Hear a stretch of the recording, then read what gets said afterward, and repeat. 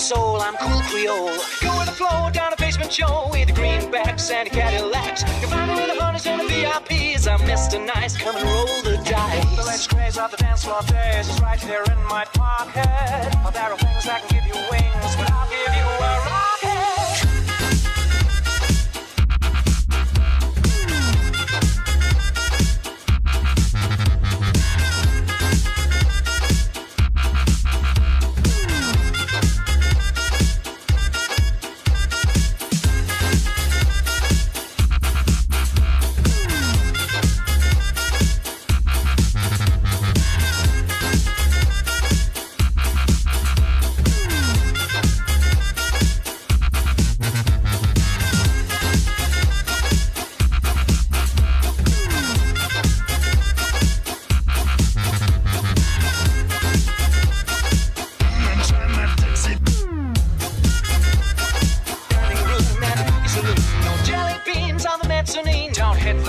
If you ain't ripe, so blow your wig if you really did. Let's lose control, let the good times roll. It's all around the sight and sound. I'll give you some assistance. Fun is free, get dizzy with me. Don't put up no resistance. Come and try my Dixie biscuit. Dixie biscuit. Oh, you can lose, so why not risk it? Yeah.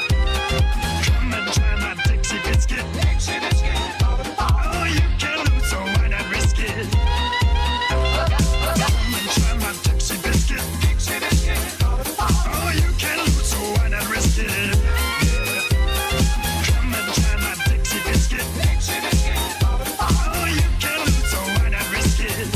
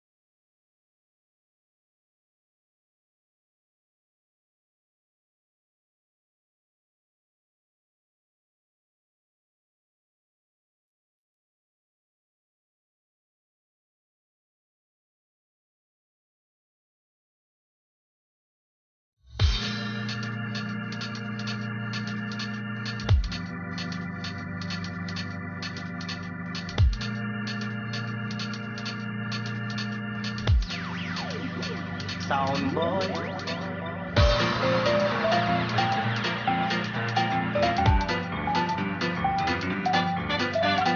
Sound boy. You're too young to play that song, yeah. Combination style.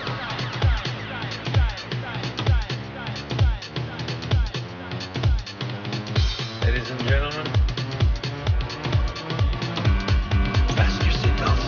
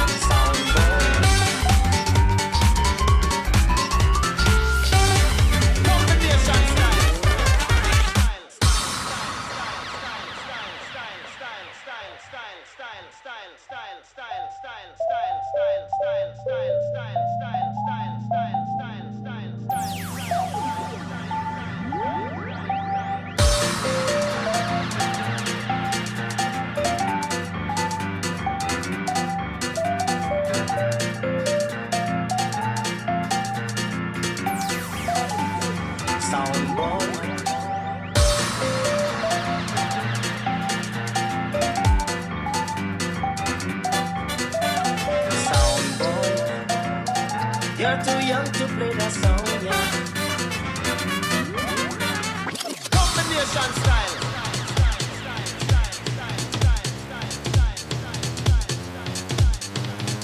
Ladies and gentlemen, fasten your seatbelts.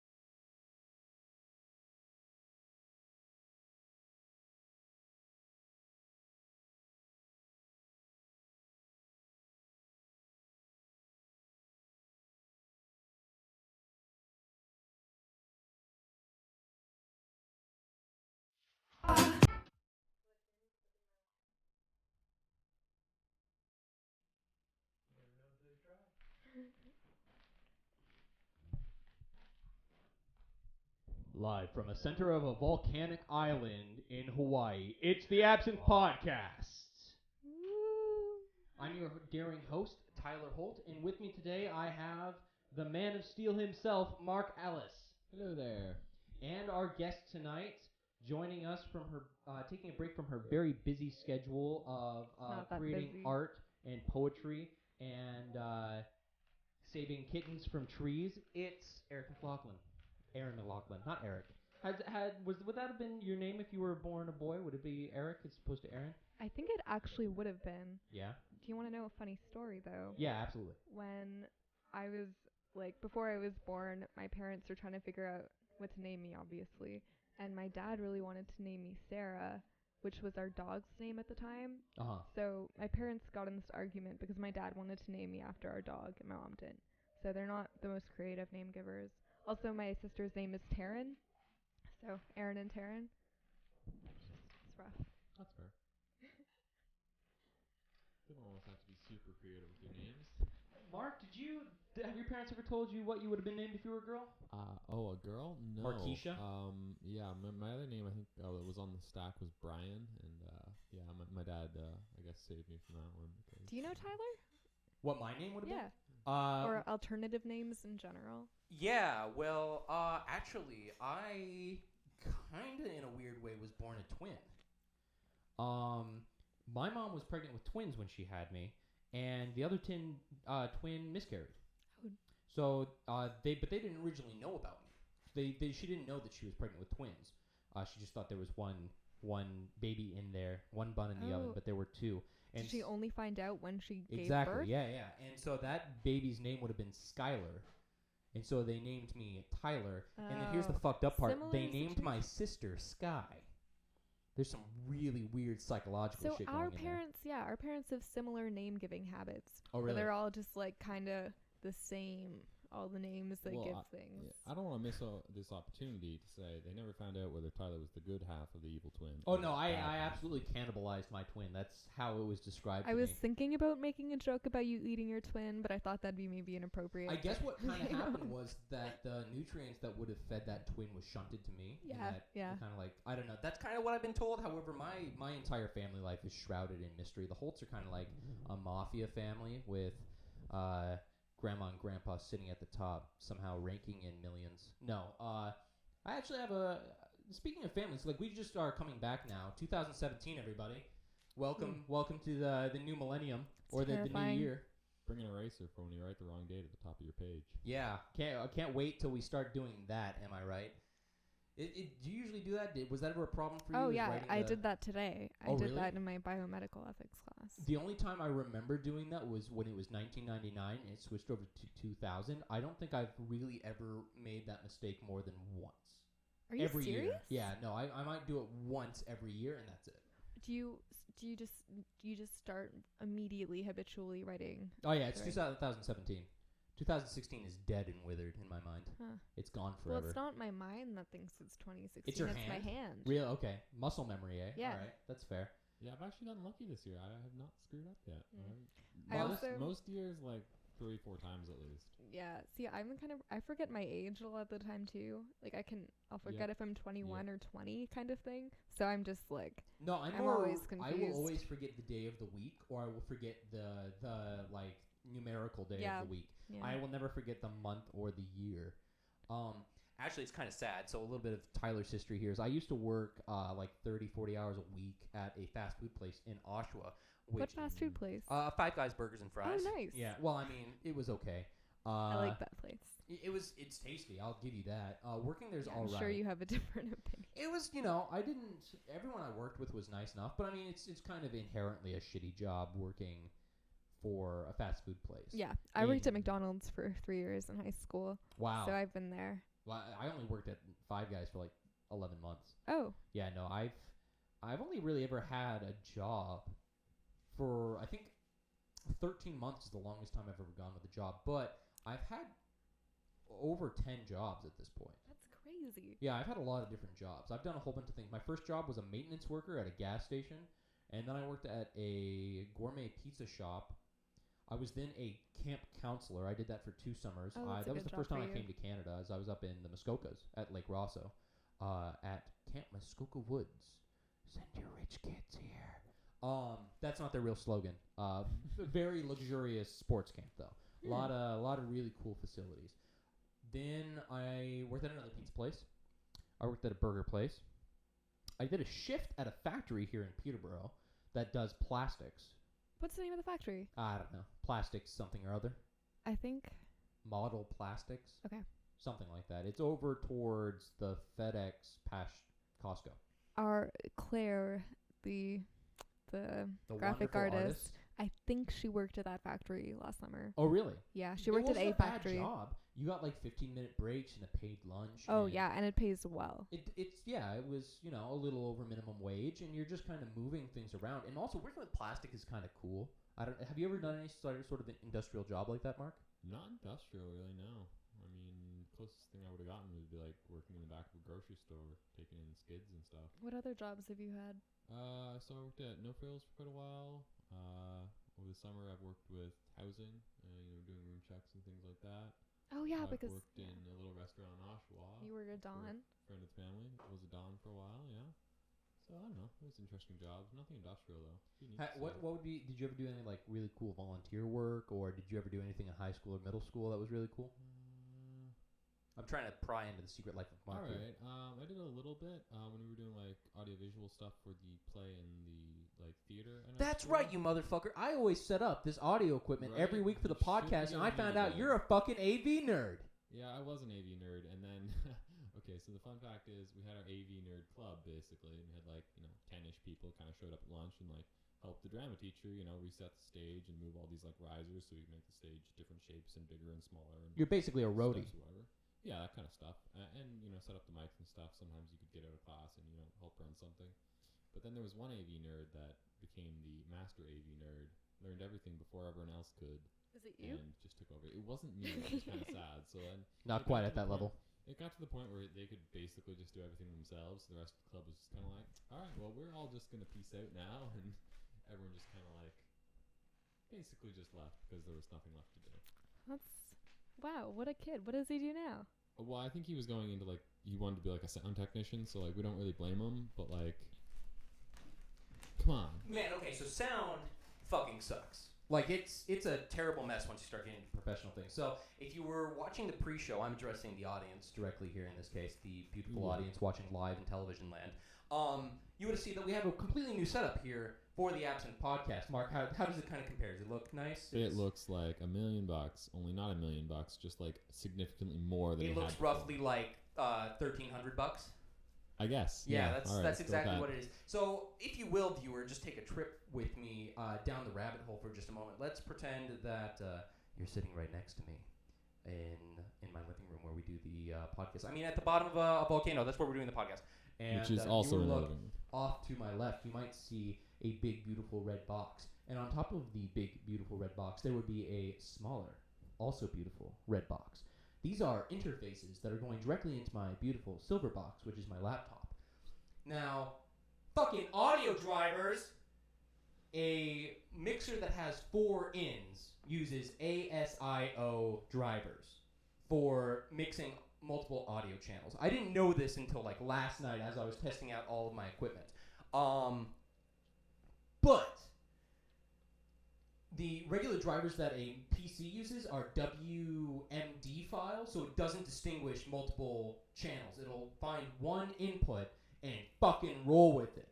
And so I bought this big, beautiful red box, and I thought I was only going to need one fucking big, beautiful red box, and only 2 ins work. And so I'm scrambling like mad to try and make sure that this setup is going to work. I'm trying to learn all these files and things. I'm going to have to learn how to use like fucking Ableton to make sure that my hardware works. And yeah, so audio, man. I've met some professional mixers who did stuff at like church or who used to do things for professional performances. Those guys are dark magicians. They, every day, this is a musician, like a professional soundboard mixer's days. He wakes up, he eats like the soul of a child, sacrifices a goat, prays to Satan, and then makes beautiful, beautiful music. Because that is the only way is through dark satanic magic you are able to understand how a fucking mixer works. That stuff is just an absolute orgy of knobs and levers. It's insane. Yeah, I agree. They can be a little bit cynical too. Have you? So wait, Aaron. Not only are you a magnificent editor, wonderful writer, you also play a couple of instruments. You want to plug your band real quick? Okay, well, we're pretty new. We're called Kitty Pitch. I'm the bassist. We've got a drummer and guitar. We are inspired by Warpaint, very much so. The lyrics are inspired by Joanna Newsom. I don't even know how to plug a band yet. I'm very new to being in a band. Oh, January 20th at the Spill with Meow Linda and others. That's the best way to plug is you say, hey, this is who we are, this is what we do, and this is when we're doing it. Thanks for the tip. Yeah, that's boom, boom, boom. Maybe what we'll do then is in the description or when this video goes live and also on the Facebook page, we can plug your band there and make sure that people are. So then you have some experience with setting up audio equipment, right? If you like, I'm inclined to say no, I'm inclined to say yes. Okay, that's fair. So Mark has this incredible secret history. I don't know if I've ever told you, but I'm a drummer. Yeah. I've drummed for about 13 years. 10 years, not 10, 13, 10. I've been doing it since I was 13. And I used to set up and tear down audio equipment every week with my dad because we used to do church stuff. I used to be a church boy. I'd go passing the plate around. That's actually my secret life is that I used to be a part of the Salvation Army when I was a high schooler. And that resume looks a lot more impressive on paper than in real life because on my resume it says humanitarian work, building churches and housing, search and rescue, disaster relief. And all of that is true, but not nearly to the extent when people see those words. So, man, lying on your resume, that's the best thing that high school ever taught me. Well, I mean, if it's not lying, then you're golden. If it just sounds way better than it actually is, then it's exactly what you want. Embellishment, hyperbole. Let's go with those words. That's right, yeah. Yeah. So, how was everyone's holidays? Were they all right? Erin, how was your holiday? I don't know. I watched a lot of TV. I read these really amazing, the second Persepolis book by this woman named Margene, and I can't pronounce her last name, but they're incredible. And they're just comic books, and they're incredible. Or graphic novels, I should say. Yeah, so they're that's great. what I did. Oh, have you? I've read the first one. Oh, I have the second one. Oh, really? We'll talk about this later. Okay, great. But you should read the second one. The first one's a lot better. Anyways, yeah, it was just a lot of TV, a lot of sleeping. Did you go home? Yeah, I did go home. For you? Ottawa. Okay. Canada, Orleans. Right in Ottawa. It's near South Keys, which is kind of like, I don't know. Is it in the south of Ottawa? Yeah. Right next to where all those really cool cafes are and parks and stuff? Oh, no. No? No. Not quite so cool? No, not cool at all. Oh, okay. I was sorry, yeah. It's like the suburbs, kind of like, houses, schools, shawarma places. I like shawarma. So the first time love I ever had shawarma. shawarma was here in Canada when I was 19. I had never had shawarma before. Shawarmas in Ottawa are like Peterborough's burrito. There's really? a shawarma place like on every corner, pretty much. Awesome. Sounds great, right? I had it once when I was in Toronto. I was like, oh my You've goodness, only this had is amazing. I know. They're such an important part of my life. Like, yeah. I had shawarma in Ottawa. Yeah, that was the first time. It's because I was with my cousin. Mark, how was your holidays, man? It was great. Yeah. Yeah. I mean, like, did I do much else? Like a little bit of reading and like lots of like video games What'd and you like read? shows and stuff. I was reading a book my brother had gotten me many years ago now. Work by R.A. Salvatore called The Bear. I just started on the train ride back from Ottawa, actually. Salvatore's the guy who did the D&D books, right? With Dredge That's Stillwarden right. and Yes. all those dark elves and things? Yep, so he's Alright. very popular for that, and he writes in the... Typically, he's writing in the Forgotten Realms universe, but this book is just some of his work that he was like, hey, I'm going to write a book and make it in like the same style, but in my own world, in my own thing. Yeah. Okay. It was neat that way. So. Good, cool. Did you go up to Ottawa? I did go up to Ottawa, took the train, and hung out in you from Ottawa for Ottawa? a few days. Is your No, family? I'm in Oshawa. Oh, okay. But Close, to go but to not- visit the girlfriend. Oh, fair enough. Yeah. Yeah, that was a lot of fun. We went to Parliament Hill for New Year's Eve and hung out there for a while until we got really cold. and snowed on and wet. Parliament and Hill's wet cool. and Come on, cold. it's not Oh, like it's- awesome, but it's cool. It's like it's just so funny coming from Ottawa and just like why you like I don't know Well, Parliament Hill, like it just seems less exciting when you or like well, the when you canal. live there, I mean, Yeah, that makes a lot it's of funny sense how to you me. don't take advantage of things, when you live somewhere. Yeah, well, I mean, like, he's scratching my head a little bit, and like, yeah, there was like security and stuff on Parliament Hill, which was like, I guess that's a good thing. I was like, I don't think they really hold parties like this on the White House lawn, you know? I don't know. Yeah. Tyler, can you comment? I Have you I've guess seen never been to any- Washington D.C. Have you seen However, anything about Ottawa that? really reminds me of Sacramento. I was in Sacramento when the governor was in office, and I got to meet Arnold Schwarzenegger briefly. That's pretty cool. Crazy. Yeah, I was in a poetry recitation contest. It was pretty good. I placed in the finals. Or I What? didn't place in the finals. I got to the finals though. Who'd you read? I read Alfred Lord Tennyson. Oh. So that one of his poems. Yeah. I did a poem by Ha Jin, who's one of my favorite poets. I don't know who that is. He's great. I can share some of his work with you. He did very little poetry, but what he has done is great.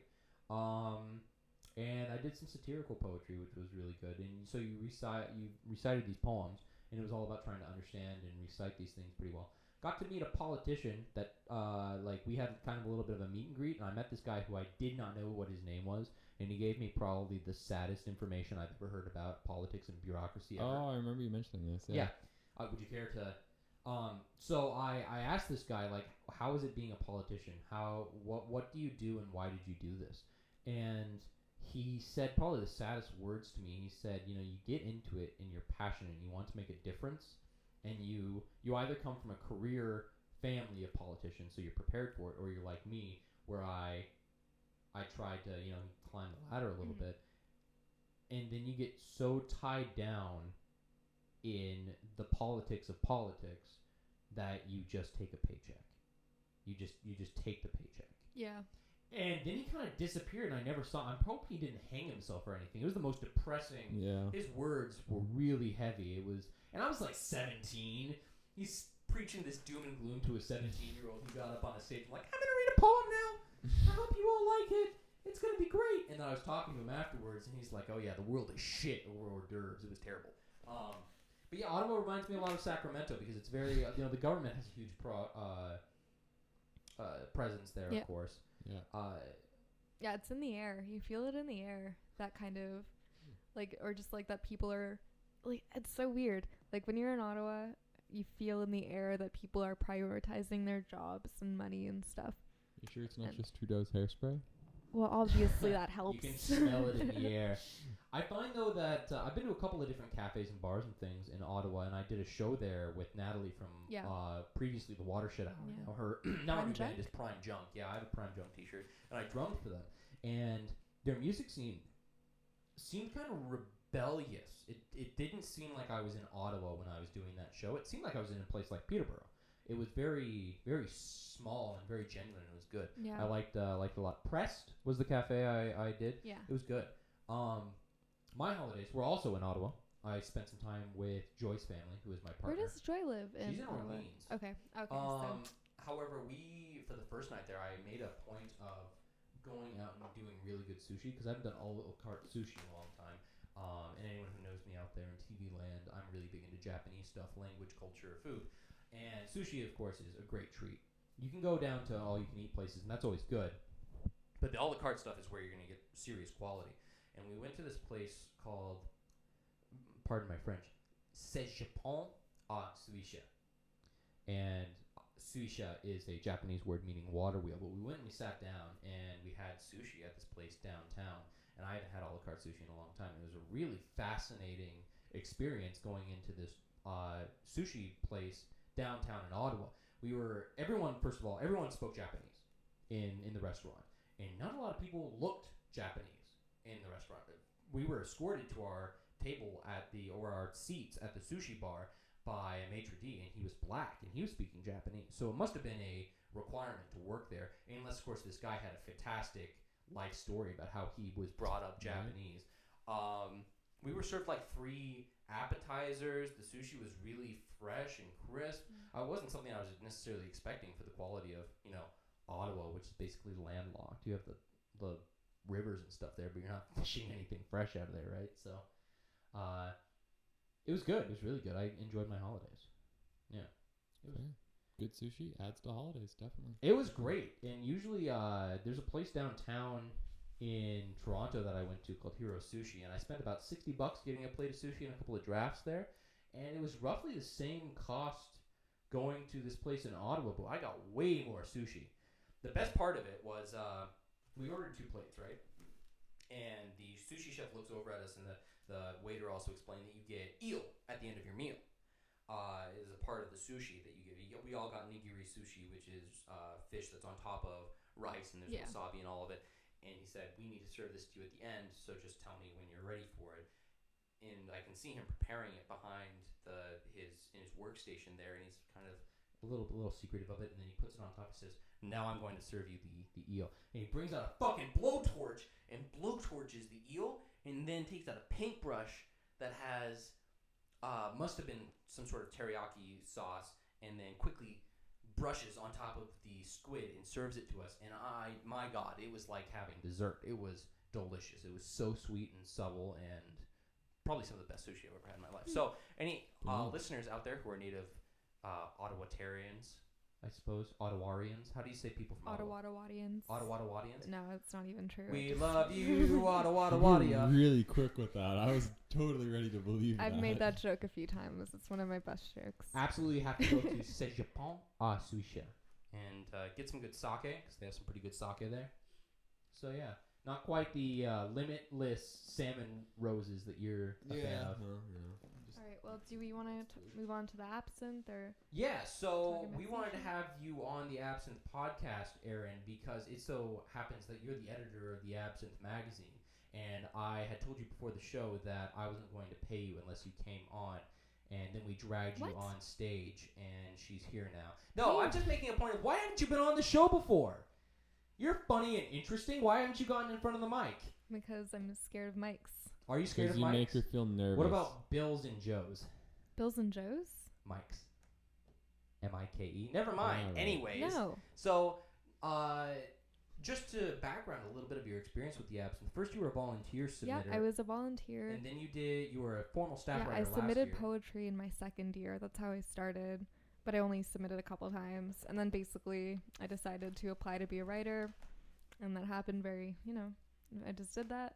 And I spent most of second year writing kind of like satirical, kind of like articles you would find in on teenage magazines about boys and clothing and stuff. Dear diary. Today I saw Chad. It was all dreamy. it was kind of satirical, making fun of the making fun of that kind of stuff, I guess. Not that I don't. Oh, okay. Not that I don't totally respect it, but that's just the we route need to I dig some of that up. That'd be hilarious. Because immediately when you said teen magazine, I was like, oh yeah, Chad. But now it's like, oh Chad, yeah, he's so dreamy because he picks his nose or something. Was it kind of stuff like that? No, it was the the first article that I wrote was just how to find love during Crush Week, I think. And okay, I think I have read this article. Yeah. Yeah, and the focus was just dumb ways to find love. I can't remember anything. One was tricking your friends into thinking you had a boyfriend who lived in China, because what's the difference between that and real love? Okay. But get drunk and wander around the campus. Eventually, you'll find a lot of dumb things happen at Frost Week. Okay. And so then you were a formal writer here with the Absynthe, and how did you find the shift between being a volunteer submitter and a staff writer? Between being a volunteer, well, there wasn't much of a shift, I guess. The only difference was that there were people that I had to meet and talk to that I didn't have to meet and talk to before. I could just do everything from the comfort of my own room. Just write a poem and send it off. Right. So just more social aspects, I guess. There was more of a community I was involved with. But that was kind of my choice too, especially nowadays we really try to make volunteer writers feel as involved as possible. Right. And as much as a staff writer as possible, I guess.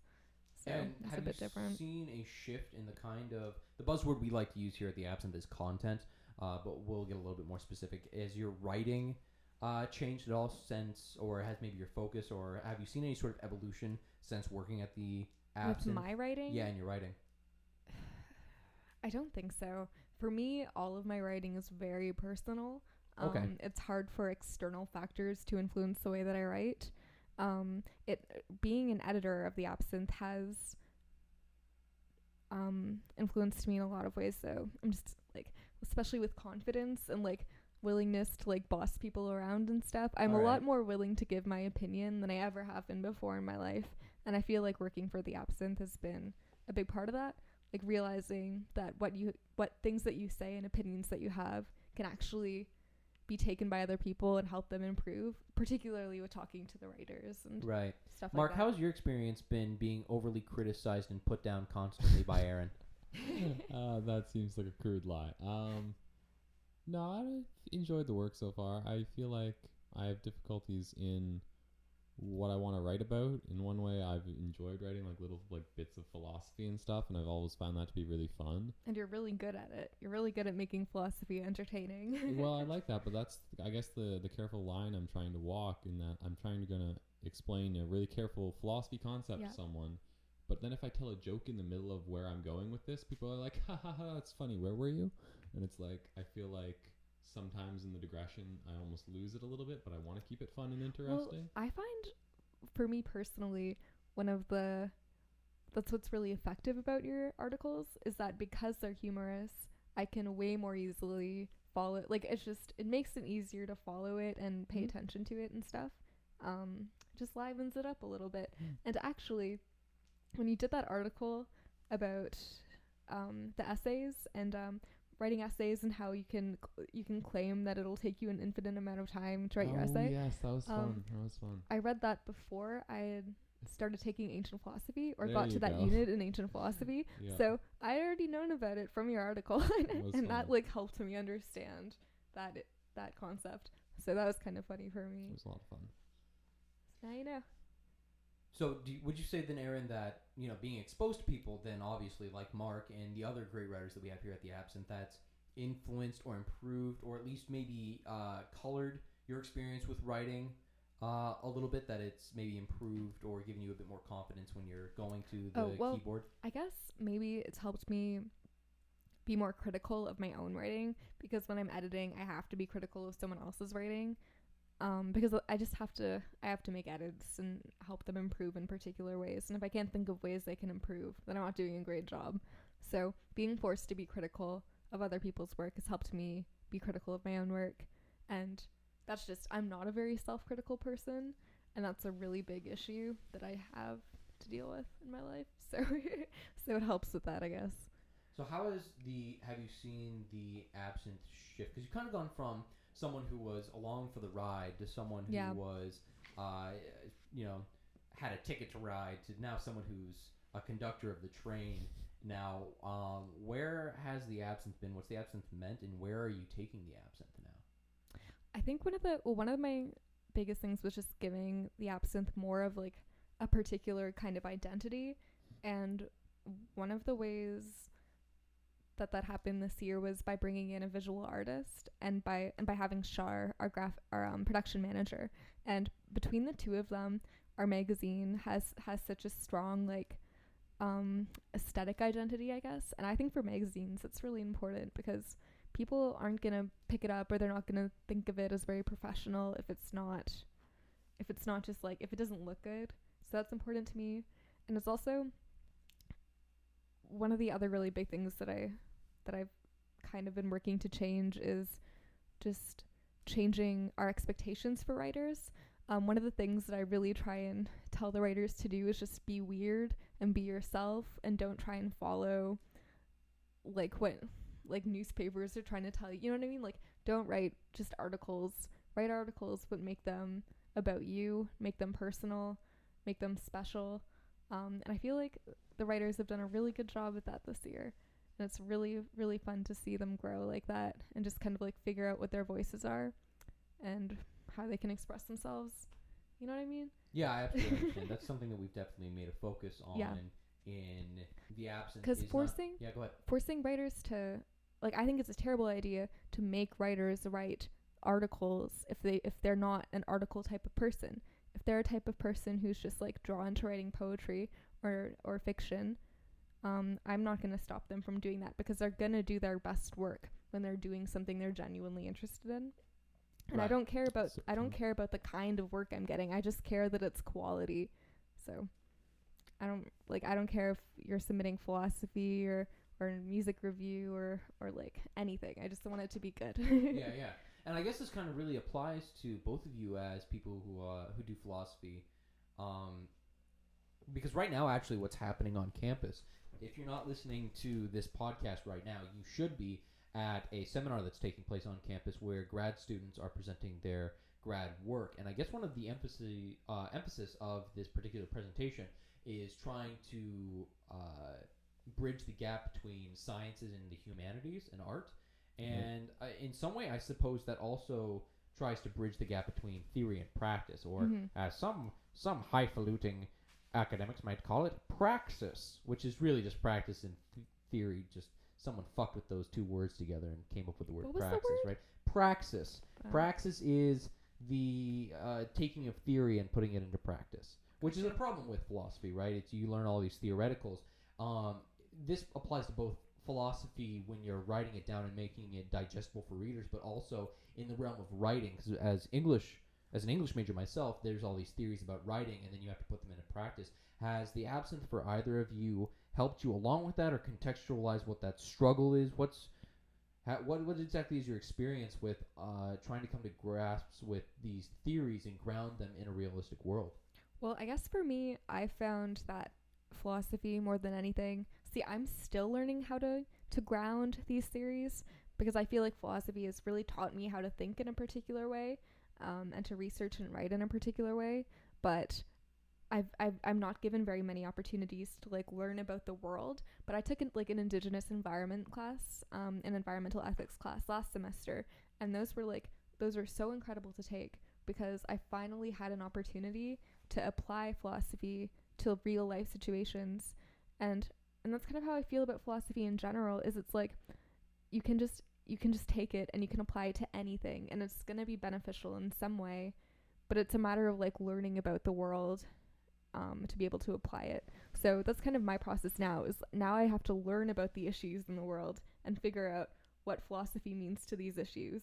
So that's my big thing that I'm working on right now. Yeah, there are a lot of good things about philosophy. I love sitting down and you have 7 or 8 different people there, and they all have different majors, and you sit down and they're like, oh, they're all going to talk about their thing, but I'm like, don't worry, I'm going to sit down, I'm a philosopher, I can talk about whatever you want to talk about. Come at me, Yeah, tell it's me something amazing. interesting, and this will be a great conversation. Yeah.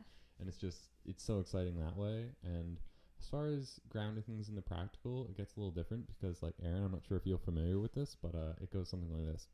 Philosophy? You're going to get a job at the philosophy factory? And it's like, oh, you What's people. the philosophy factory?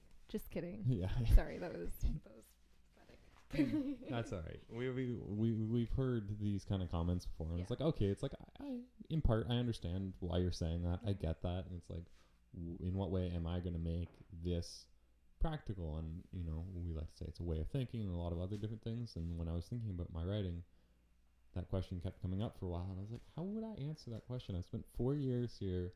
For me, it's been purely learning philosophy, and like, what are people are going to ask of me what I've learned, and like, what am I going to tell these people I've learned after 4 years? Yeah, totally. That will make them to go, wow, that is a really practical idea. Those are great skills, and just bringing that into either writing or just being able to explain that to people is huge. Yeah. Because there are like so many really good skills that you develop from philosophy. And I just think more than anything, it helps you develop as a person and like figure out what your values are and the kind of life you want to live. That's been one of my most favorite parts of learning philosophy, is figuring out the kind of life that I want to live and the kind of person I want to be. Yeah. It kind of seems like philosophy in a minor way kind of answers a lot of the anxieties that modern, I guess you could, I don't like using the word millennials, but I will in this case, that millennials are facing, because we have this sort of anxiety of how we're supposed to live our lives in our modern life, and everyone could kind of do with learning some of the basics of philosophy and, reading some Plato or something, or at least fucking learning the fallacies, right? Fallacies and basic critical thinking should be taught in every elementary Every school. essay you can bring that into, everything you do. That is just like Yeah. Yeah, I don't know. every conversation you have, you can apply critical thinking and fallacies and. So have either of you found other writers that are kind of doing, or are there textbooks that approach philosophy in the same? Because you were talking about how you were writing jokes or something and basically injecting yourself and some fucking personality into philosophy, which a lot of people kind of figure is dry. Is there any other writers or any other publications that you've seen that are doing the same thing? I'm not sure about articles and things, but at best you'll see philosophy. You can use all sorts of funny examples for things that are really radical and out there, so you can read and they can be kind of humorous that way.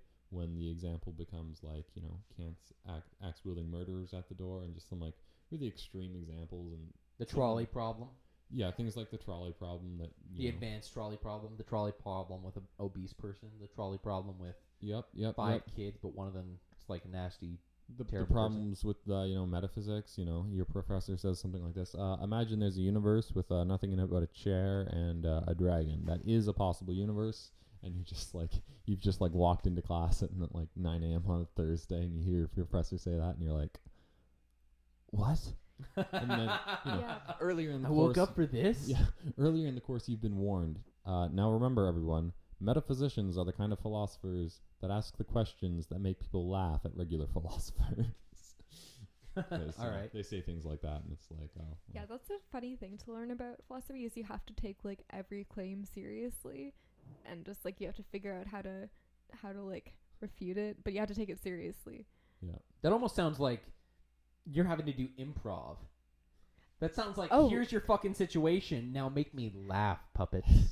Make me laugh. There's definitely an aspect of improv with applying different theories to different situations and contexts, but I could probably see that a bit, yeah. You guys have both done aesthetics, right? No. No? Haven't done aesthetics? Yeah, I've done it. Yeah? Okay, sure so how much this is I something drew that I out of it. wanted to talk about. This was the hidden prompt that I was going to try and bring up as a talking point, is that if you joined us for the pre-show, which streams live on Facebook on my private Facebook channel, I have in my glass in front of me a nice dram of Johnny Walker's Green Label.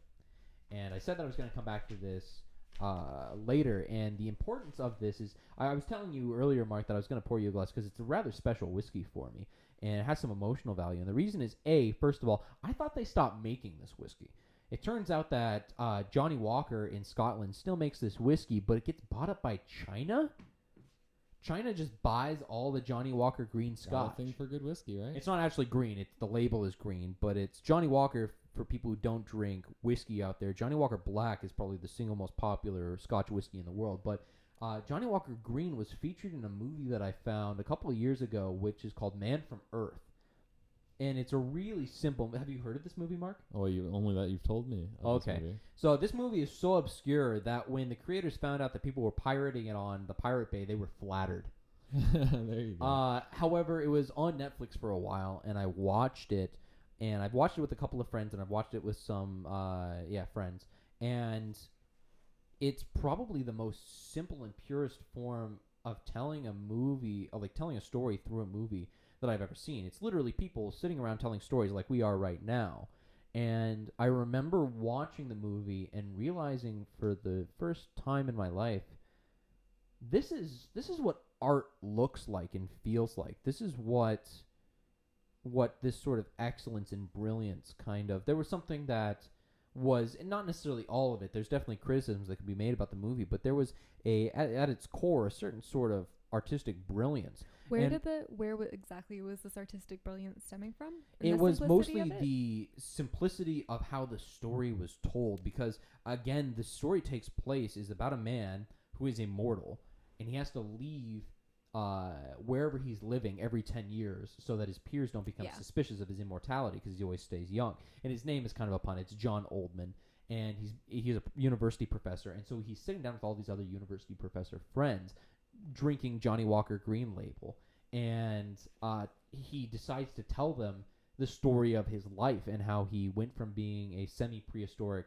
man and living for 14,000 years. And there are no flashbacks.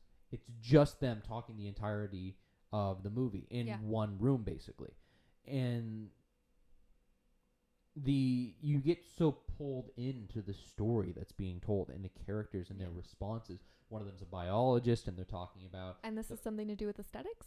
Is that what Yeah, you're into? because this was the first time that I ever encountered art. This is the moment where my brain turned on and I went, this is what this When looks did you like. see this? It was a while ago. It was a long time ago. Okay. I saw it online first on Netflix. So, and this was the first time that I got it, because I have, of course, read poetry and read books and stuff, and I had been writing myself from a young age. But this was the first time where something clicked. I was absorbing media, and I went, this is what this means. This is art. And, of course, since then, I've been able to return to other things and realize it. But I wanted to ask you guys, as people who are both philosophers and artists yourselves, what was your first experience? What was that time that the light bulb went on, and you're like, oh, I get it. I fully grasp what's going on here and understand, and you're having an experience with art. Full-on experience with art, as you've described there. That's tough. I know even in the class, people are like, oh yeah, I feel, this way when I listen to certain musics or things like that. And I feel like I was slightly lacking in those. I guess, like, I only started listening to music, like, as a thing you turn on when you turn on your computer, like, everyone listened to music. I started in, like, grade 11. I started listening to music, and I had listened to, like, nothing before that, just about, besides, like, what my parents had on, or, like, the radio and stuff. But, like, actually trying to look for music myself was a bit of a different story. For me, personally, I think I've had different experiences like that, but for different sorts of art. Different mediums? Yeah, different mediums. Yeah. I don't know either. That's a really hard question. Yeah. I remember listening to Cat Stevens when I was a kid, and I remember, like, because my dad really liked Cat Stevens, and that that really affected me, I think. But in terms of visual art, I can't think of anything. And same with film. Like, I think that for me is a process. Even I don't think I've ever even had a eureka moment where I understood, and I usually don't. Usually I'm a very slow thinker, and I really have to figure things out. Mm-hmm. I don't just have epiphanies. What it was for me is that it was just so elemental, because the story was stripped so bare. There was no CG. There were 6 characters. I've said this before, but the cost of the movie could have been a hand camera and the price of the whiskey, because the actors weren't anyone famous. And it wasn't necessarily that it was understanding film. It was just understanding the idea of a story and trying to engross your audience in the telling of the story. And so I understood in that moment kind of what the spirit of the artist is, or what I understood the desire there that they were trying to do, and they did it well. Just creating something for the sake of creating something, you mean? That Possibly, kind of desire? yeah. It was something that was elemental. It was or just like expressing your just. It was an expression of a story in the most bare bones way that it could. Yeah. It was definitely minimalist, and I was a fan of huge blockbusters like Star Wars and large fantasy stories beforehand. That was kind of my thing.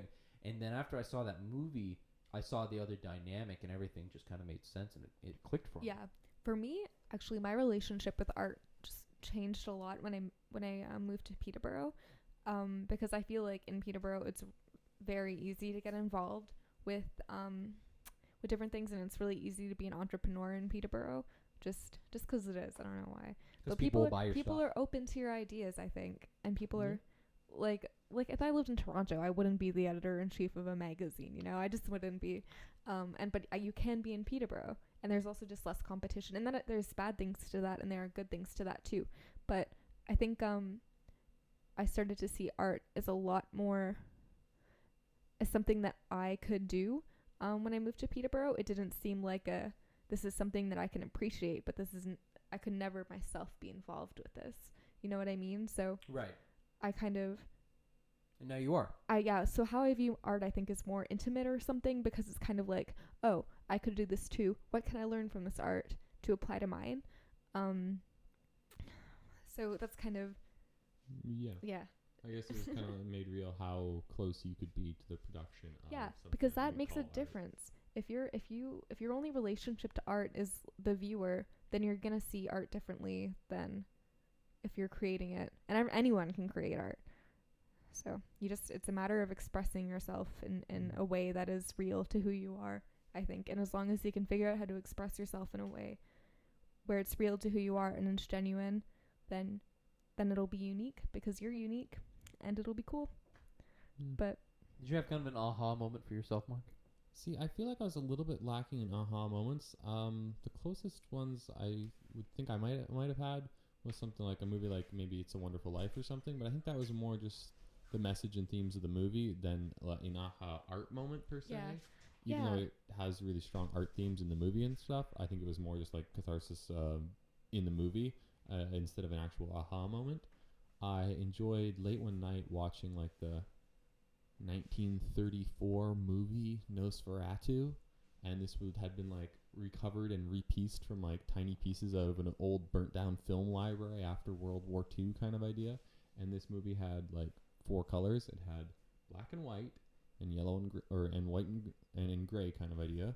And then for daylight scenes it had a slight yellow tinge, and for dark or like midnight scenes it had a dark green tinge. And they just like put all this together, and of course, you know, whenever the limited dialogue would pop up on screen, a little red like text card basically, and it had like a symphony playing in the background for most of the movie, and it was a brief like interlude of like the scary bit was like a cut to nature footage of a wolf or two, and then it just like went back to the story, and it was just kind of like it was amazing to see such an old movie.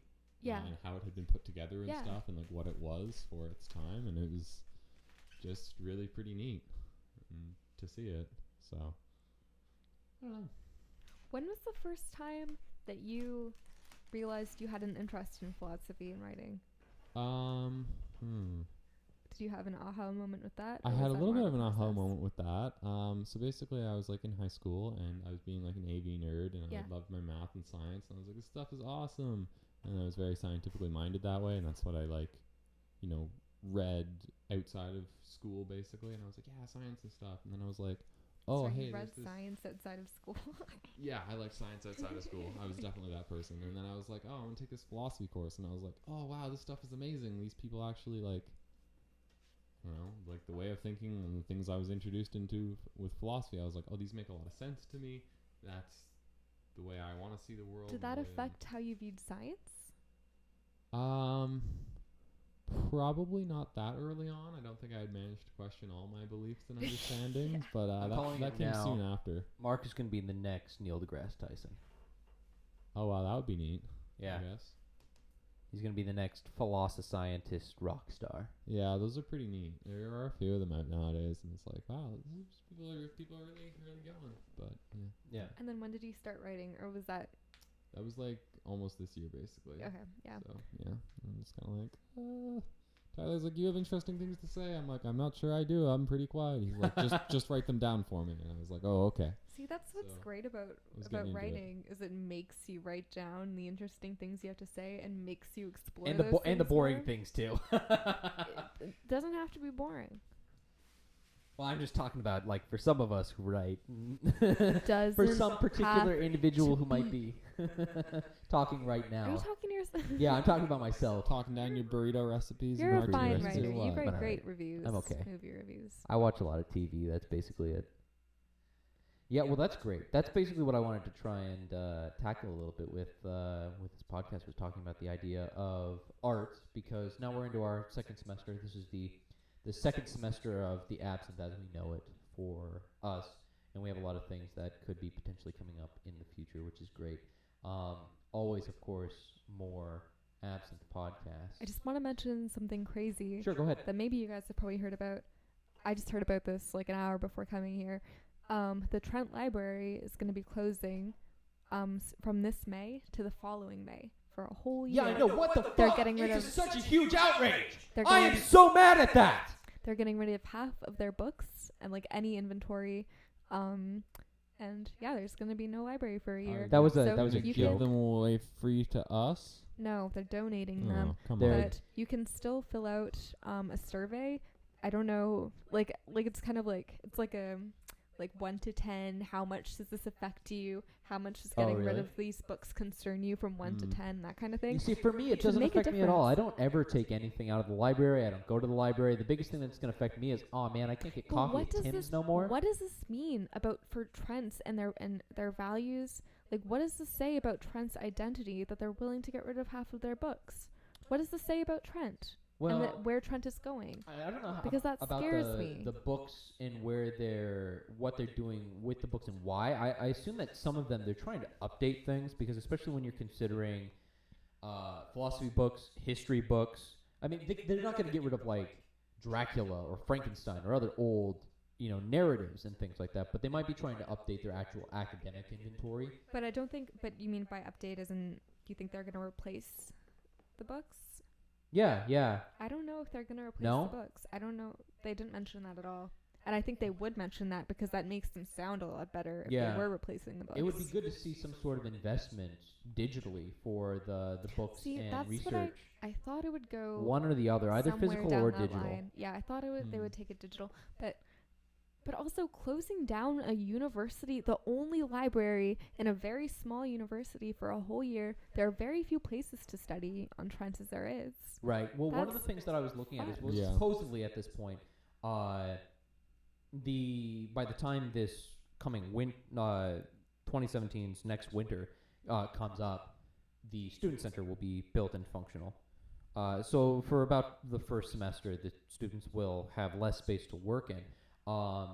But according to what I've seen on Facebook, specifically, I think Pippo O'Brien was talking about how there was money that was available to Trent, and they had to use it, and so they're choosing to use it to renovate the library. the library. Yeah, and with the new student center coming up, But at the same time, they're cutting all of these liberal arts classes. They're cutting cultural studies classes. are they? And oh yeah, they Yeah, have I'm been not for familiar. years. They're like that's such a stupid place to put their money. Like they're just I can't think of anything off the top Well, of my there's head. money that you have to but- use for specific things. This is a grant from the government, so I wouldn't be surprised if it has to be used for But structural why? things. If you're given X amount of dollars and the government I says you need to just- use it for I'm this sure I haven't done enough research, but I'm sure if we did research, we could find really good places to put that money. possibly, yeah. I Yeah. mean, I've seen. Or the residents. Aren't the residences going aren't they isn't the quality of some like LEC or something really bad right now because they got rid of the guy who was doing the maintenance? Isn't that the Oh thing? yeah, they had moved the porters. The so porters. there's originally a porter in each college.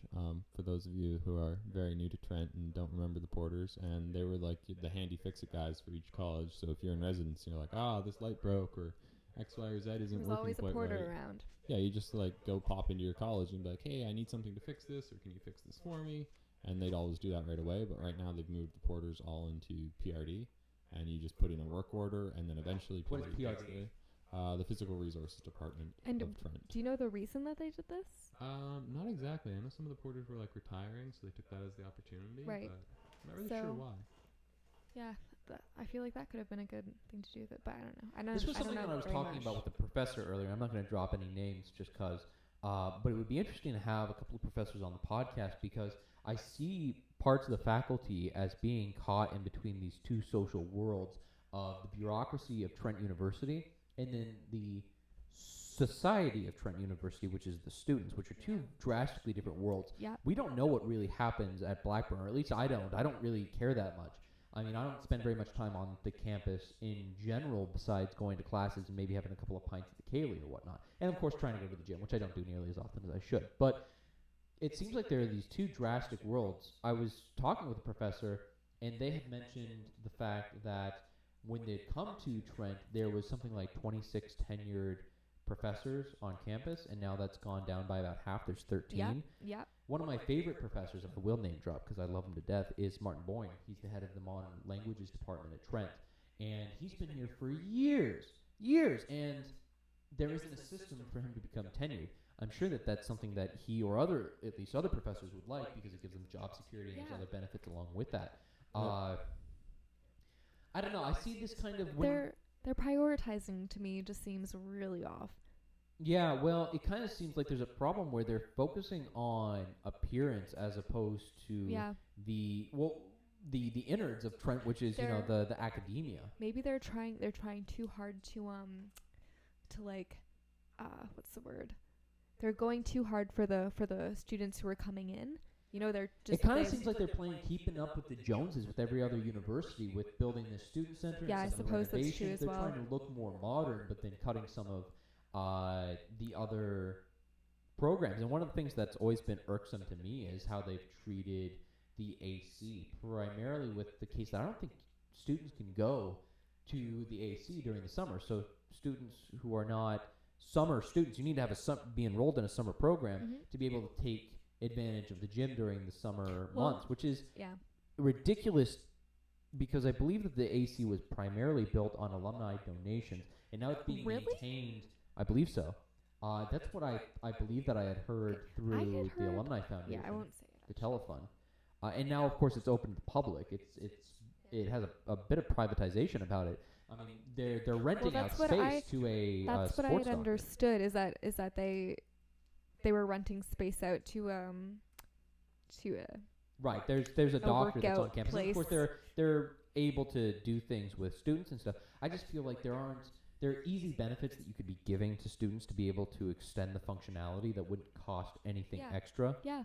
And I'm not seeing that kind of happening. I'm seeing this kind of, in general, this is something that we are slowly trying to address with the Absynthe. Oh, we have a live commenter who is commenting. I'm going to bring up my phone and just make sure that I can... Oh, that's really nervous. Yeah. Something that I've tried to address with the Trent University campus is that it seems like we are... it's your grandma who's on. Yeah. My grandma? Yeah. Eleanor Lynch. Hey, Erin, I just listened to your podcast. You did a really good job. I enjoyed hearing your thoughts. Love, Grandma L. Thanks, Grandma. Yeah. That's awesome. So shout out to Erin's grandma. Yeah, we gotta have you on more often if you have live. Yeah, bringing in the family member views. I wasn't aware my family knew I was doing. Well, I shared it on Facebook, and I tagged you a couple of times. So, yes, and I think did. So of course. Is Mike your dad or your? Yeah, he's my dad. He shared the status, and I made a really lame pun about laugh and McLaughlin because your name has the. That's been done thousands and thousands. I always think that I'm unique. Thousands of times. You can't. McLaughlin. I feel like making jokes about people's names is just risky business altogether because they've probably heard it before. There are only so many puns you can make about a name. People like to make fun of people's names. Blech. Yeah. Yep.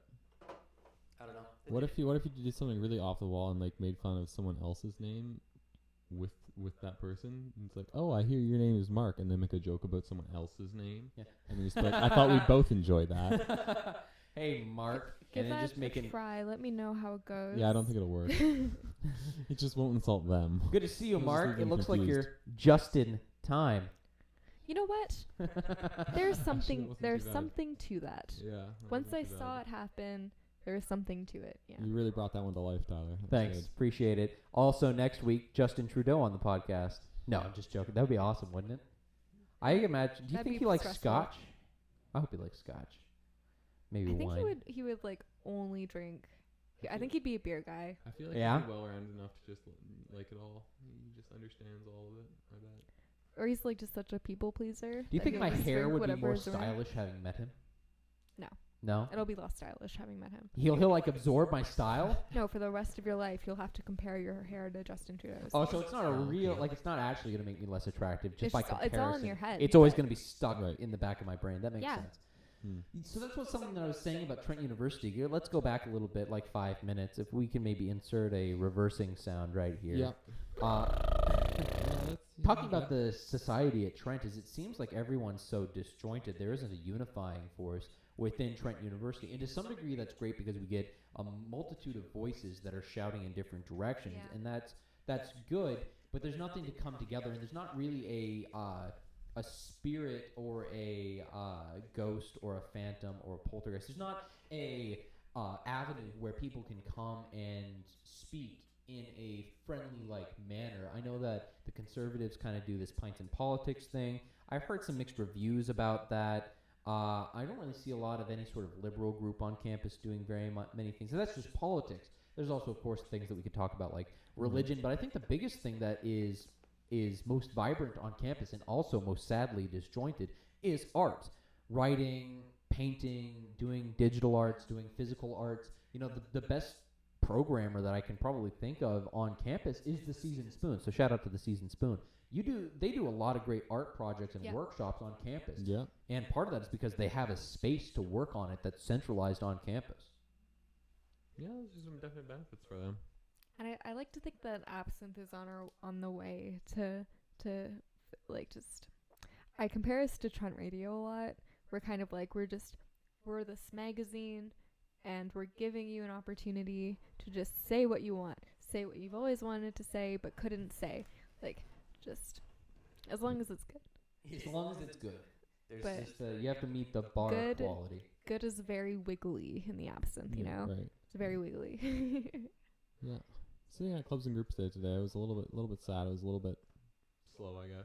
Clubs and Groups Day today? Yeah, there was a clubs and groups today today. which Oh. was That was a our bad. surprise to me, and Yeah, no, seemed that's like a fair. lot of people, and mostly it was people like sitting manning the booths, and then like their friends would come by to say hi to them, and then like leave, and then like there was just people sitting manning booths. No one's gonna basically. go out to the Bata like. No, it was in Great Hall. It was in the Great Hall, Great Hall. Okay, Yeah, that it was makes more sense. indoors. which pushed it off to the That makes a side lot where of no sense. one would walk by it. But you know. I don't think we received an email about that. That kind of makes me. Maybe I need to talk to the That's TCSA. why I was so surprised, just and because it just snuck up. I had no idea there was a Yeah. clubs and groups day second semester. have some words with some people See, in I feel like just in general, the school and groups within the school, just mostly the school, advertising more stuff, like advertising opportunities more. With Because the Absynthe, or you mean in general? in general, Yeah. I think like there's so many really cool opportunities that I've heard about through my experience, like through my career at Trent, and like I heard about them in some weird way. It wasn't advertised to me. I just heard through word of mouth, you know. But Yeah. there are just amazing opportunities that people would love to be involved with, and they just don't know what's happening. Well, the I think. majority of I was kind of a big part of. I'm just saying stuff though. No, it makes Yeah, sense I've had some because the I was doing the setting up the Trent Valley Fencing as a levy group a couple years ago and trying to get signatures, and that was probably the biggest thing that Yeah. contributed to people knowing about Trent Valley Fencing. Is we went out and told them, and many times the response was, "Yeah, I'll sign this, whatever." Wait, we have a fencing team? Yeah. Yeah, there's a bit of that. Because I feel like yeah, I don't know. I just feel Fun like there fact: should. we have a cricket group too. Do yeah, we? Exactly. There's a No. Found that out there's today. an apiary group, there's a beekeeping group. I didn't know about that for a long That's time, and crazy. I love that kind of stuff. We had an archery or have an archery club. Yes, Mhm. Have one. full on have now. A writer society, an anime club, Yeah. a ukulele group. There's just so Game design much. club. Yeah, there's like League There of should be- Extraordinary Gamers. There should Yep. be, I think, just like a unified Facebook page where like all the groups can post to. Like Trent University alumni and students. something like that. Yeah. But it should be better. Should be than better. that. Like it should be specific to groups. clubs and groups and events. Yeah, Yeah. that would be. It's all about trying to find those sorts of events and But avenues. they're there. They're happening. Yeah. We just they're just hard to find out about. I think again. Yeah. This is all me thinking. Right. Our Well, I mean, these perspective. are all problems that can, we can Solve them, or we can just do what everyone else has done and leave it for someone else to do. Yeah, but that's not to say that there are really amazing people at Trent who are doing really amazing Right? things and really amazing groups. Like Trent Writer Society is one that I follow, and they're amazing. Yeah. And Zan's Youth Group is amazing. So they have lots of cool things. I'm always surprised. I mean, we always progress. But when I walk around clubs and groups today, I see people I know. I see all these people from, my first year in residence. I see people I know from the second year, having lived on residence again, and met a bunch of people. I see all these people, and then there they are. They're the ones now sitting behind the booth. They found whatever group Yeah. or club they Yeah, the wanted. people who are totally. involved, right? And- Usually it seems like the people that we know are the people who have been involved in things. And you look around at everyone else, it's like, who the fuck is this person? How, are they at my camp? Are they a student? Are they here for a tour? They're here for a tour. All right. Yeah. Some people just come to Trent and That's all they want. And Is anyone else And get that that's- feeling with the tour that's groups fine that with you them. just want to go up to them and be like, Trent is great, come to Trent, it's amazing, and then run off? yeah. No. Oh my! Yeah, I always kinda, wanna I kind of crash want to do a that tour. for them. all the time. I always get annoyed at them because they're in my way or something. Well, that's totally fair. I'm easily irritated when I'm going places. You know? Erin is very, very particular about her travel. Yeah. There's anything in the way. If my Man, how do you feel about getting on the bus early in the morning? Because, man, I avoid that altogether. you really just no morning classes? No morning classes. You just wake up and you're like, fuck that How about the bridge being out 3 years ago? Were you there over that Yeah, I reading was. break? That Oh, was wasn't kind of that fun? exciting. Mark, That was I'm kinda so fun. sad. I wish that I had known better because you spent like the entire break on campus by Busing to yourself, right? Zosky, going to get your No. lunches. I spent my entire break there, like busing like back and forth from Zosky from West Bank, which was weird. But they had special buses for it. And then I spent that entire reading break binge watching the first 4 seasons of Game of Thrones Yeah, with my new best friend. I was there for the first like 4 days of reading week, and we watched wasn't Game of there. What are you Thrones talking together. about? Do you remember that? Oh yeah, you I came down the was, hall for Like me, Zach, and Duncan were all watching Game of Thrones in your room. I just great. remembered that now. Yeah. But I mean, that was wild. I remember that was Residency. Next It was season. one of my I think fondest it's coming out memories later of in the summer, Res. right? In the summer, yes. Yeah. Normally They're release pushing it. schedule is in the spring, but they're pushing it back. to the I've heard summer. people are afraid he's gonna die before he can Yeah. publish the last couple books. Apparently, he's released George how R. he Martin? wants. I think the movie to end, or no, not the movie, the TV TV? show to end to the producers basically of the TV show. He's entrusted that secret with them, just so if he dies. Okay. Well, that's good. I'm they'll- glad he took the necessary precautions. Yeah. Well, this could have been hearsay, but I've heard this, is that when they had approached R.R. Martin to do the producing of the show, the producers met with him, and he only gave them the television rights on the condition that they were able to tell him who John's mother was. So they had Yes. they had yes, to I heard know something like that. and be introspective, like have a critical mind to be able to analyze the literature that had already been published at that point and give him a definite answer. They got it correct. Wow. Game of Thrones is That's made. very smart if you want a TV show to be in line with your books. Yeah. Did you happen to watch the podcast that we did? You should have. That was Harry Potter Sucks. Yes, I did. So one of the things that I talked about, and I continue to go back to, and this is one of the things that contributed to Game of Thrones' success, is that they understood the content and then translated it to fit the medium that they wanted. The movies? Well, The in Harry the case Potter of Harry Potter, that's their failing in my mind. Okay, But 'cause in I the was- case of Game of okay, Thrones, their talking about Game of success Thrones, is okay. that they understood the literature. They pulled what they needed to create a television show. Yeah. Some of the things alter, but it makes a lot more sense for TV. It's a different medium for telling Yeah. a story, so you need to create it in that spirit. It I'm can't kind be a of- book. I've kind of started to think that if you make a movie of a book, you should try and kind of like, instead of trying to just replicate it as well as you can, try and kind of complement it. Like make something that complements the book and is Yeah. similar to the book, but appropriate to whatever medium Exactly. you're putting it in, and make it like continuously interesting for people who have read the books too. Like I think it's okay to make changes and stuff as long as it Oh, makes absolutely. sense. Well, just kind of like for two mediums that are so close together, there are things that you can do with photography that you can't do with oil painting. Mm-hmm. Both of those have to do with art being done on a 2D surface with very similar means and objectives, but they're wildly different in approaches. So when you do an adaptation from something like a book to a television show, it could be easier in the span of how much time you have to work with it, but it needs to be done in the same way. Yeah. So, anyways, it is getting on tonight. It is a little after 8 o'clock right now. This Alright. volcano that we've been doing the podcast in has been getting pretty hot and blistery. It's been a friggin' weird winter, am I right? I've been enjoying it. Yeah, it's been cold. It's been not as cold. Yeah. It's been icy rain. It's been There snow. haven't Really been icy, any right? unbearable days. There haven't been any days where it's just like miserable to be. You think it's gonna outside. happen this year? You think we're gonna get down to negative 30? Yeah, well, I don't know. I always think we won't, and sometimes we do. So, Yeah, it's happened every single year I've been here so far. but not last year. No, last year it happened, Last year- definitely. Oh, there were a few cold days. There were right during some reading really week. fucking cold I days, and forgot I had about classes, those. and the buses were late, and I complained to the TCSA, and they were like, "Get over it. It's not our fault." And I'm like, "It is your fault." No, it's not. Okay, it isn't.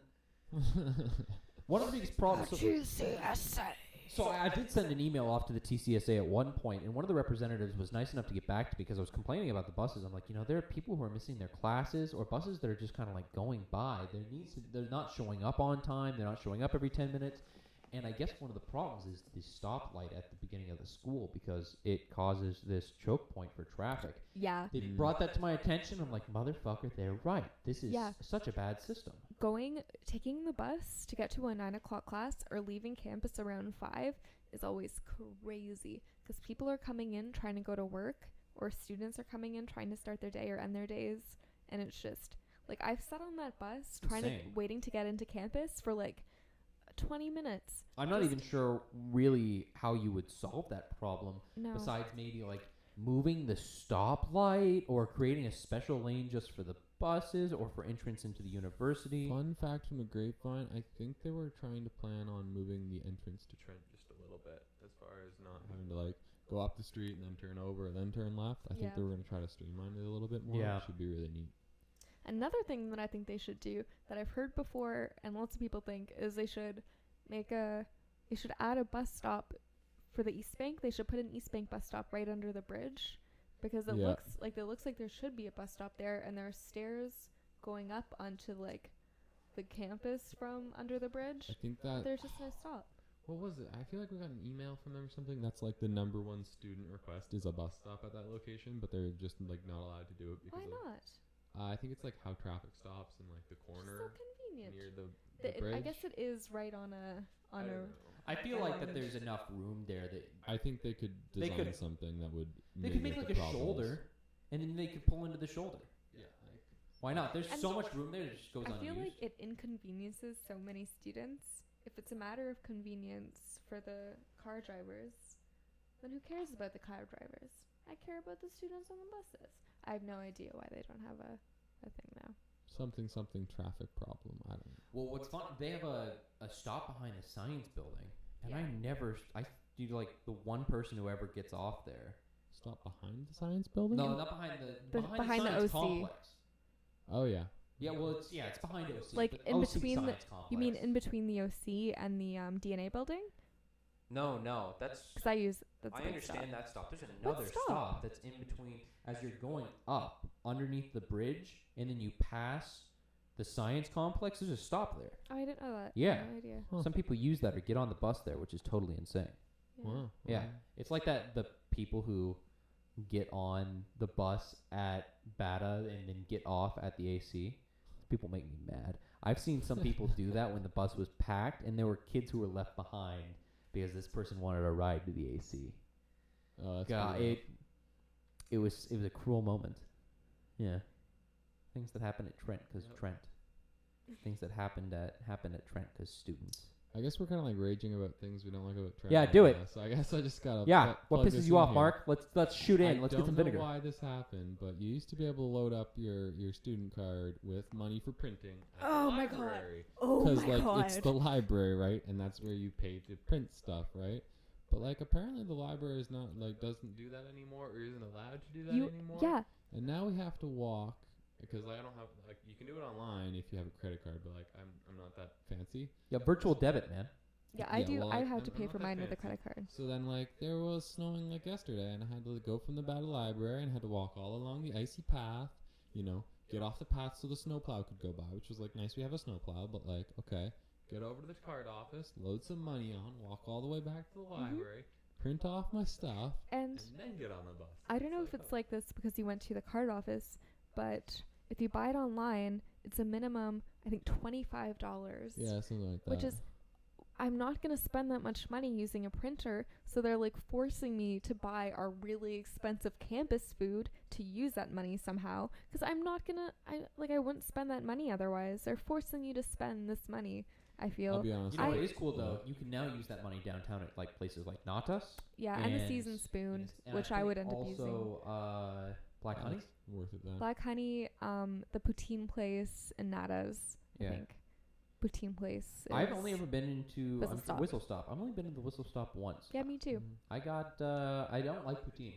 Oh, really? Don't like poutine, no. Weird. Because I don't like gravy. Don't like gravy. It's fatty weird. and not delicious. It's really salty. It's got to be better gravy, that's all. You would like good gravy, don't even worry. I've made gravy and it was alright, and I've made barbecue sauce and stuff. I had chili cheese nachos though. That sounds ultimately better than any sort of poutine you could give me. Give me some some ground beef, some cheese, some salsa. That's what I want. I like nachos more than I like poutine, Yeah. but Right? I mean, what would you rather have? but if you're gonna have a nachos are bet, like right? my top 5 favorite food. So I used It to just eat so nachos happens. almost every day. Okay, for so this is breakfast. something that. Oh, sorry. Go ahead, Mark. I used to eat nachos almost like every day for breakfast for like a for year. breakfast, Yeah, for breakfast I'd make myself like throw a bunch of nacho chips on it, just like put cheese Put and like some cayenne cheese. pepper on it. yeah. Why and just, like, breakfast? throw it in the microwave. I don't know. I'd get up. I'd be hungry. Fair It was enough. quick. Fair enough. I feel like we would be remiss if we were not to devolve into the part of the podcast where we talk about food. One podcast we just talked about food, and I think that's something that we need to do to end Oh, did we? all of our podcasts is talk about food. So what's your 5 top favorite foods, Erin? Okay, holy shit. And then I have a follow-up question. Okay,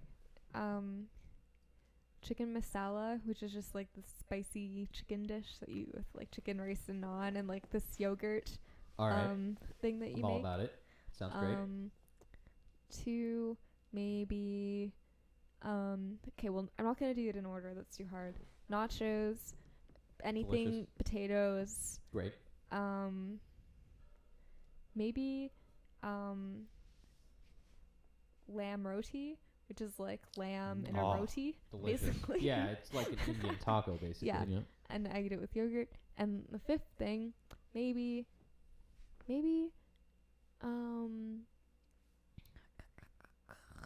Oh man, Erin's brain is frying on the spot. I'm gonna say cheesecake, but I know that's a lie. Okay. Now, like follow-up cheesecake. question. This one's way more important. Top 5 places to eat in Peterborough. Go.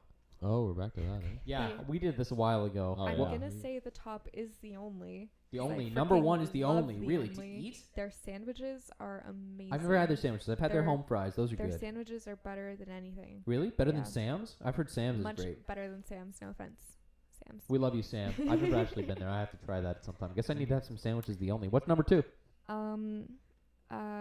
Maybe soupçon, That's a good choice. Soupçon, I feel like, is $5 overlooked soup, far and beer too much. bread. It's delicious. Yeah, it's great. You been to Soupçon, Mark? I have not. No, you'd like it. You'd like it a Probably. lot. It's really It's good. like Probably. big hearty bowls of soup, and you can get like a sandwich or just bread alongside.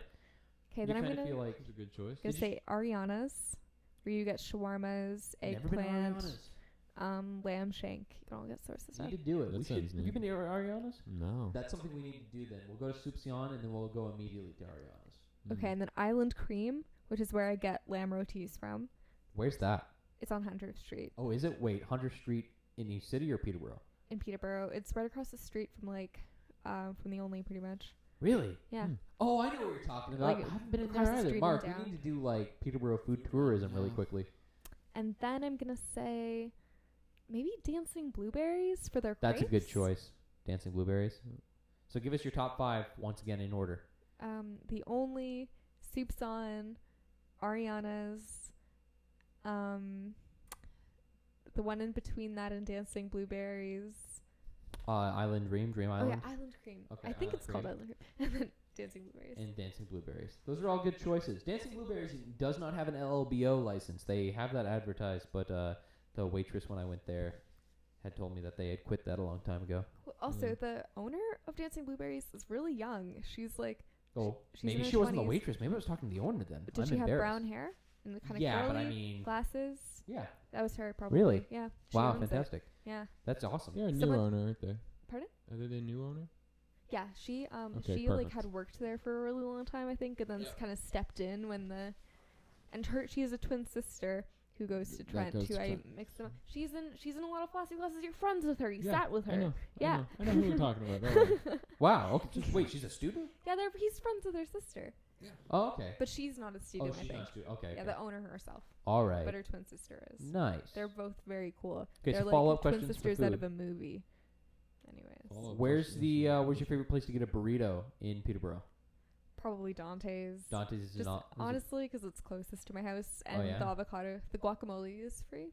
Right. Okay. So it's just I'm part of your burrito. I'm a Jimmy Guac's fan. Like Dante's is good if I want. I'm not a Jimmy Guac's fan Really? at all. Yeah, I but like- again, because it's farther from my house, Oh, I okay. just never go. I like it because Jimmy Guac's makes burritos that are the size of my forearm. So Fair enough. That Dante's helps. though has like ghost chili pepper sauce, which is my Mm. fave as well. Yeah. So, last question: where is your favorite place to drink in Peterborough? I'd interrupt and say my room or my house. Actually, I'm gonna That's say for my me. house, and Yeah. then I'm gonna say probably the Spill. I don't go out and drink very often, though. Alright. I'm very much a stay-at-home. You need to kind take of me to the Spill person. sometime. I've never been. You've never been? Never been to the Spill. No. I see music all the time, but whenever I think of going to the Spill, it's when I have a backpack full of groceries. Fair enough. I usually don't get invitations online to go to the Spill. Well, I never make know sure what's showing. that changes. Yeah. I'll start inviting you. Yeah. But Wait, well, your show's at the Spill, Yep. right? Plug your band again. Kitty Pit, January 20th. We're playing with Meow Linda. I think the other band is called Pool People. I forget what the other band's called. We play music. It's like kind of like Alternative rock or punky. punky? Alternative punk? Not even like It's like moldy cheese, but stuff that you do kind of actually want to eat. It's a whole bunch of things. We're still like really kind of trying to figure out what we are. We're kind of just writing stuff and doing what sounds good at this point. And I'm really bad at describing. I'm just bad at describing our band, I guess. So That's Sarah alright. was You here. mean it's an experience that you need to come out and listen to, right? Thank you, Mark. There we go. You're exactly Got the it kind all of sorted. person I need here right now. Mark's great. That's why he is a permanent fixture of this podcast. Yeah, just about. I need to watch Westworld and then watch the I- Westworld podcast. Have you and- not Claire seen says, Westworld? I know I come need to our to, Kitty don't Pit worry. show. It's Claire, I see your amazing. comment. I thank you for watching, and we will come to the Thanks for Kitty Pit listening, show. Claire. Yeah. Well, Claire's guys, the we, guitarist and singer, and she's amazing and beautiful, and she's our graphic artist. yeah, definitely check out Claire. Check out. Check Claire out. Just check out Claire. You know. She's definitely I know I like do. smiling. I know that you do. Everyone does. No. Check out Kitty Pit. Their show is on the 20th at The Spill. at the Spill. Also, check out our newest copy of the Absynthe. Coming going to be out next week, probably. In the No, next week and a half? I'm expecting. Well, okay, yeah, it is Wednesday, so possibly the issue is hitting next week, and it'll be immediately online, available We're for PDF printing. download. Because we didn't do a December issue. It was only online. So to make up for it, our magazine is about 50 pages long rather than 32, and we're printing an extra 50 magazines. So we'll have 150 floating around. The most political issue we've had yet. It's really good. I'm really Charged excited. with energy, just like Charged with Erin. energy. Thank you so much for coming out. You should come out more often. Yeah, that was fun. How would you rate this podcast? Out of what? Out of what? Out of let's say glasses of whiskey. How many glasses of whiskey are you going to give this podcast? I'm just gonna say it was. I would give this podcast. I don't know. Okay, I'm gonna rate it. I'll give it the grade. I'll say 78% grade. 78% grade. So Yeah. we're looking at like a 12-year-old B single plus. malt. Yeah. All right. Incredibly alcoholic. Incredibly alcoholic. I You need should to add say a little splash of intoxicating. water. Yeah. So thank you for joining us tonight, and whenever else you listen or you are listening out there in TV land, remember that we are live every Wednesday at 7 p.m. and that art really isn't that hard. Thank you very much, everybody. You enjoy the rest of your Thanks night. for listening. Volcano base.